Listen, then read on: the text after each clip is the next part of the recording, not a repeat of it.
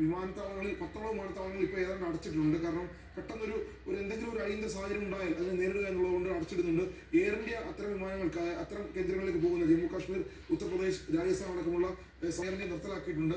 അങ്ങനെ ആ രൂപത്തിൽ രാജ്യത്തിനകത്ത് വലിയ കരുതൽ, വലിയ ജാഗ്രത എടുക്കുന്ന ഒരു അന്തരീക്ഷം. ആ അന്തരീക്ഷം വിശദീകരിക്കാനായിരിക്കും ഒരുപക്ഷെ ആഭ്യന്തരമന്ത്രി പ്രധാനമന്ത്രിയെ കാണുന്നത്. ഒപ്പം തന്നെ ഇന്ന് വൈകിട്ടടക്കം കേരളം അടക്കമുള്ള സംസ്ഥാനങ്ങളിൽ മോക്ക് ഡ്രിൽ നടത്തുന്നുണ്ട്.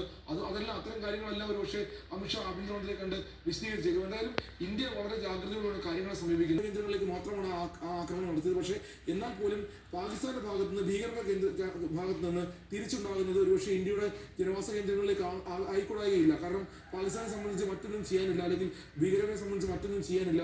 അതിർത്തി കടന്നുള്ള ഭീകരവാദം തുടരുക എന്നുള്ളതും ഇന്ത്യയുടെ ജനവാസ കേന്ദ്രങ്ങളിലേക്ക് ഷെല്ലാക്രമണം നടത്തുക എന്നുള്ളത് മാത്രമാണ് അവരെ സംബന്ധിച്ച് ചെയ്യാൻ കഴിയുന്ന പ്രധാനപ്പെട്ട കാര്യങ്ങളൊന്ന്.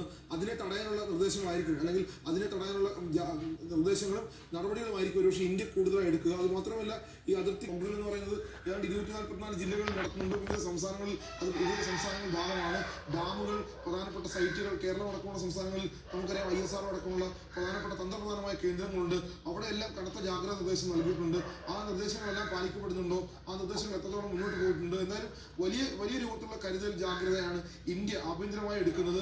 അക്കാര്യങ്ങളെല്ലാം അമിത്ഷാ അദ്ദേഹത്തെ ധരിപ്പിക്കും, പ്രധാനമന്ത്രി ധരിപ്പിക്കും. അത് മാത്രമല്ല, ഡൽഹിയിൽ എല്ലാ അർത്ഥത്തിലും ഇപ്പൊ നേരത്തെ ശ്രീലാൽ സൂചിപ്പിച്ചതുകൂടിയാണ്. കാരണം പാകിസ്ഥാന്റെ ഭാഗത്ത് നിന്ന് അവർക്ക് ചെയ്യാൻ കഴിയുന്ന കാര്യങ്ങൾ ഇത്തരത്തിൽ അതിർത്തി കടന്നുള്ള ഭീകരവാദ പ്രവർത്തനം മാത്രമാണ്. അതിന് ഇനിയും കരുതലുണ്ടോ? അത് മാത്രമല്ല, ഇന്ന് സൈനിക ഉദ്യോഗസ്ഥർ മാധ്യമങ്ങളെ കണ്ടപ്പോൾ പറഞ്ഞത് പെഹൽഗാം പോലെ സമാനമായ മറ്റൊരു ആക്രമണത്തിന് കൂടി ഭീകരർ പദ്ധതി ഇട്ടിരുന്നു. പക്ഷേ അത് സൈന്യത്തിന് തടയാൻ കഴിഞ്ഞു, അല്ലെങ്കിൽ അത് നടത്തിയിരുന്നില്ല. അത് നടത്താതെ അവർ മടങ്ങി. സ്വാഭാവികമായും അത്തരത്തിൽ ഇന്ത്യക്കകത്ത് തുടർച്ചയായ ഭീകരാക്രമണങ്ങൾക്ക് പദ്ധതിയിടുന്ന രൂപത്തിലാണ് ഭീകരർ പ്രവർത്തിച്ചിരുന്നത്. അതുകൊണ്ട് തന്നെ ആയിരിക്കണം ഇന്ത്യ ഇത്രയും എല്ലാ കേന്ദ്രങ്ങളിലേക്കും അവരുടെ പ്രധാനപ്പെട്ട ലോകത്തെ പ്രധാനപ്പെട്ട രാജ്യങ്ങളെല്ലാം നിരോധിച്ച പ്രധാനപ്പെട്ട 3 ഭീകര സംഘടന